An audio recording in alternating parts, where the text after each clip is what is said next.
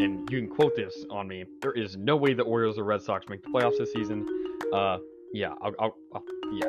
There's no way. There's no way. I set the bar really low at the NBA predictions. I don't think all Mavs fans look into the stats like I do. It's not the great value Target brand toilet paper or whatever. It's the Charmin Ultra Strong. I don't know if Nick Nurse is the coach for the Raptors. I don't know if he's the reason why they won the 2019 championship. I feel like that was more of a team effort. The Mavs cannot say we do not miss Seth Curry shooting threes. This questions the firing of Dwayne Casey, who I think is a very underrated coach. To me, the Capitals really pushed all their chips for this season. Hello, I'm Mike Grimes, and you've been listening to Outsiders Opinions with Kevin and Austin.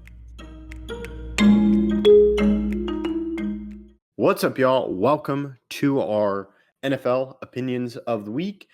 We've covered a lot of topics in the NFL. We've reviewed some of the games, we previewed some games, and we talked about some stuff. But what about the teams that don't have expectations? You know, we have Super Bowl or bust, and the man that I'm sure has expectations for his team, Austin. Yeah, I definitely have expectations for the Packers, but I'm interested to see. Maybe we can go one by one, or if you want to do your entire list, you can. I'll let you decide necessarily how you want to do this, but just start naming them off. What teams do you believe have no expectations? Let's go one by one, because to me, no expectations. I immediately thought of this team, and to me, that is the New England Patriots. I agree. Now, you can't lose every game by 40. Like, you can go 0-17, losing every game by 40, but reasonably speaking, they have no expectations. I feel like if they went 1-16, 2-15, I don't think people would bat an eye. Yeah, and this kind of goes to our definitions of expectations. To me, the Patriots, when I was thinking about this, I was my thought is, what do you what at the end of the season, what do you want? And to me, what they're going to want is the season to be over, because it's not going to be great. So to me, that kind of shows, yeah, they have no expectations. Like, they're starting Jacoby Brissett. They're like, okay, we'll see what Drake May does. They can only go up. And to me, that screams a team that has no expectations. Let me ask you this question. When we say a team that has no expectations, is that no expectations from their GM, from their fans, from the league? That's a good follow-up. I would say you should always have expectations as a GM and coach, even if it's just a player's development. So this is from the perspective of fans and media. Okay. The average fan has no the average expectations. fan, yeah. Like, okay. I had the Patriots on my list as well. I definitely think that they are a team that meets that requirement, just because they're not even starting Drake May yet. So I don't even know what expectations you can have. So that's a good one to have. Do you want me to go next? Yes. My next team is the Panthers. And I think this is mainly, if we're talking again, the average fan. I wanted to clarify before I listed this team. The average fan just thinks that they're bad still. I mean, I obviously have them making the playoffs, so I have some expectations. But everyone else, they don't see the improvement that Bryce Young may have or may not have. They don't see a lot of the other things regarding their offense. They still have some injury issues with, like, Jonathan Brooks, their rookie running back, who's going to be out the first 4 weeks or more. So I think a lot of people don't have that high or any expectations, really. They just expect Bryce Young to be a bust and them to be bad again this year. Obviously, I disagree with that. But if we're talking average fan, I would say the average fan does not have expectations about the Panthers. That's a really good poll. I do not have the Panthers. I didn't list them, but yeah, I see the argument. They don't really have expectations. To me, especially on how bad they were last year. I mean, yes, historically. And yeah, there is the expectation with Bryce Young, but that's sort of our point of view and expectation of they got to get better. But there really isn't an expectation for them to be competing in games. Just go out, see what your players develop into. So that's a really good pick. Who's your next? So my next is a little bit out there, and it's the Arizona Cardinals. Wow, this is not a team I have. I'll let you explain it, though. I'll let you state your case. So looking at the Cardinals, what do you expect? Because to me, that expectation isn't going to be they need to be a playoff team because they're still figuring it out. They're Well, I mean, there's a little bit- difference between no expectations and not a playoff team. Well, right? yeah, but I think even You I'm have expecting- Kyler. You have some hope. Even if it is a newish coaching staff, you didn't draft Marvin Harrison Jr. to not be good this season. I feel like he's one of the players that can come in and be an impact player immediately. I mean, you have to sit Drake May, but you're not going to have to do that with a guy like Marvin Harrison Jr. to me, they're a fun team. And I don't think to have no expectations, you're going to be really bad. To me, they're most likely going to be a mediocre team. Well, I mean, around- I don't think necessarily they have to be really bad. Like, again, I think the Panthers will make the playoffs this year. I'm just saying from the average fan, I think a lot of the average fans think the Cardinals are going to be they just think of Kyler. They think of the yeah. kind of pizzazz that goes around that. And I mean, they still have James Conner. They still have some good players on their squad. So I don't necessarily think it's no expectation. To me, they're no expectation because I think guys have kind of forgot about them. Fans are like, oh, yeah, Cardinals. But to me, there, of course, is pressure to win games. But then this goes into an expectation. But because I'm like, I think they should win some games, but that's an expectation. Yeah. But I really think there's really nothing wrong or bad that can happen. And they're like, okay, you can see them going anyway. You can see them. Maybe being I can really see them bad. going anyway, but I don't necessarily think that means they're devoid of expectations. I mean, I don't think anything can happen this season, and we would all be like, it's rosy over there. While I do think that not necessarily if you go 0-17 will ever be that, but you definitely with the Patriots or with the Panthers, from the average fan's perspective, you're not necessarily shocked. And I feel like if the Cardinals were 4-13 and Kyler played the whole season, I do think there would be a state of shock from at least myself and a good bit of people because they expect more from his brand of football. Yeah, that's a good point. But to me, I just felt I don't really think there's not too lofty expectations. It's just okay, they're gonna be competitive, but they may not even win some games because they're still figuring out on defensive side of the ball. They're still figuring offensively what Kyler can do. He was good last year. He was coming back from the injury, but he hasn't really had that great season.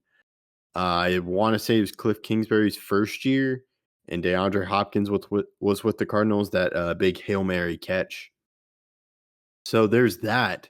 But to me, that was 3 years ago. So there's not that expectation for them to repeat that. They're like, can they find it? What are they?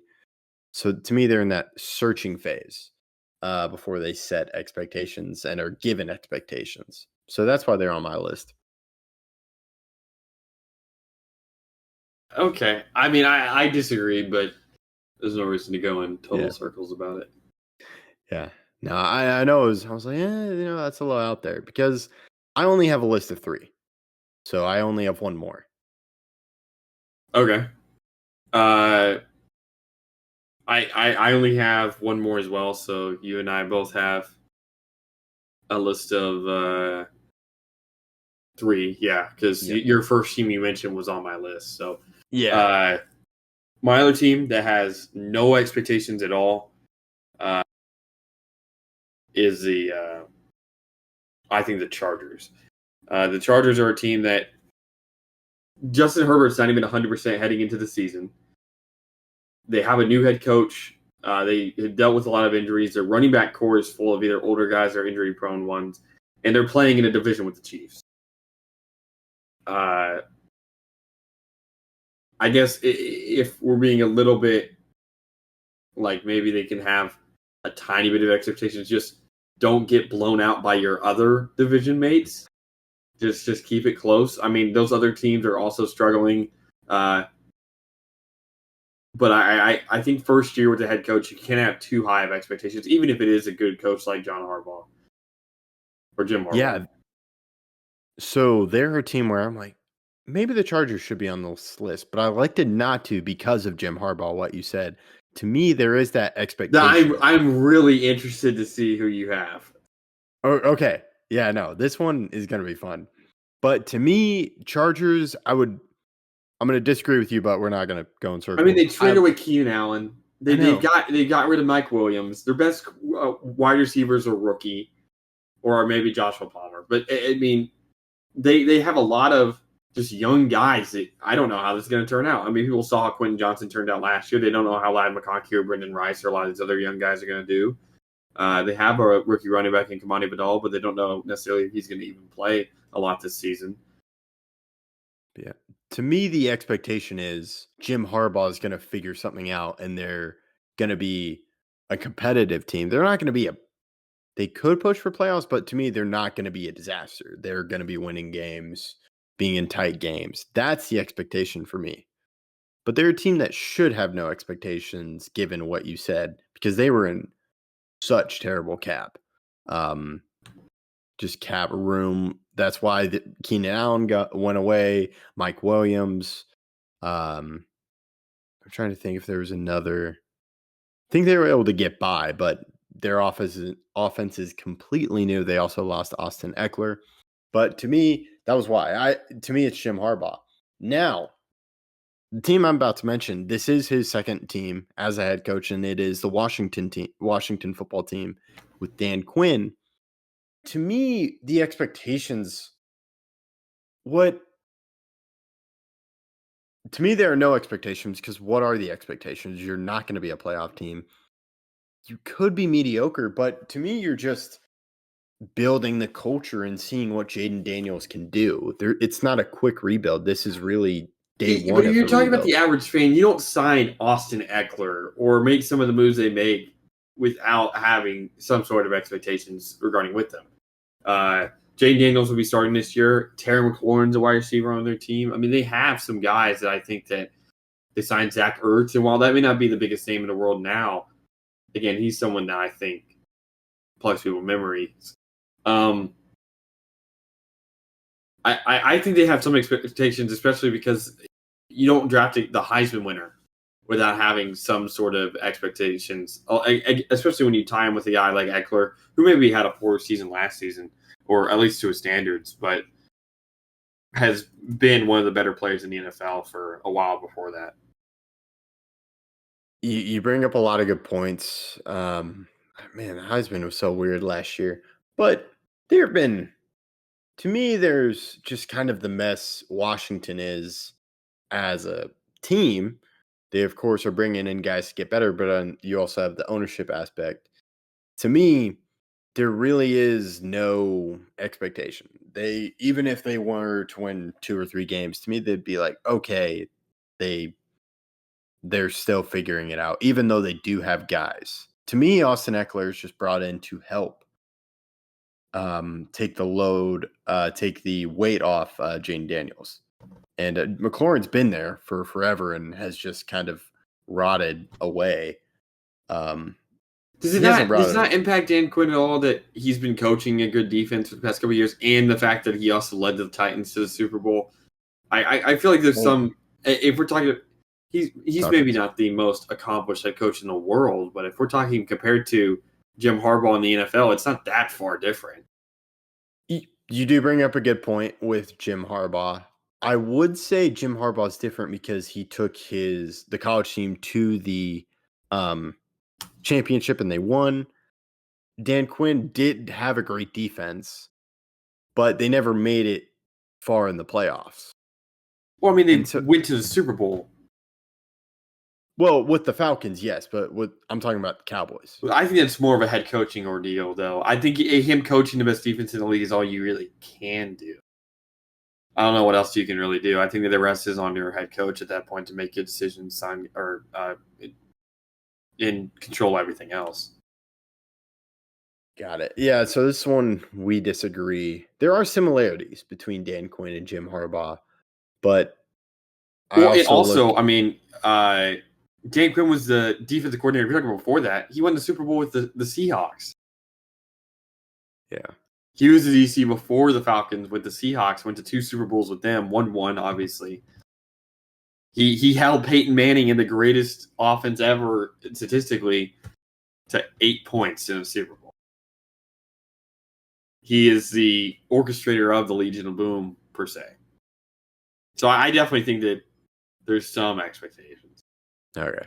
Yeah, that's where you and I disagree. Just there's an established quarterback with the Chargers versus there's a quarterback still in his rookie year. But that established quarterback is hurt to start the season, and he also ended last year injured. So I don't necessarily know if there's expectations for him to be healthy all year, especially if they're poor. That's fair. But yeah, this was a hard list to come up with because I'm stretching with 3 because I have the Cardinals, and I'm not. I believe it, but I'm like Cardinals do have no expectations. But this was hard to come up with because everyone has expectations, but these teams, it's really not anything serious. It's just kind of okay.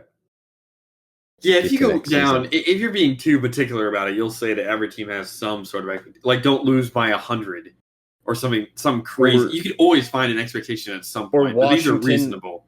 There's an expectation to have a solid, like a top 10 defense because we talked about Dan Quinn.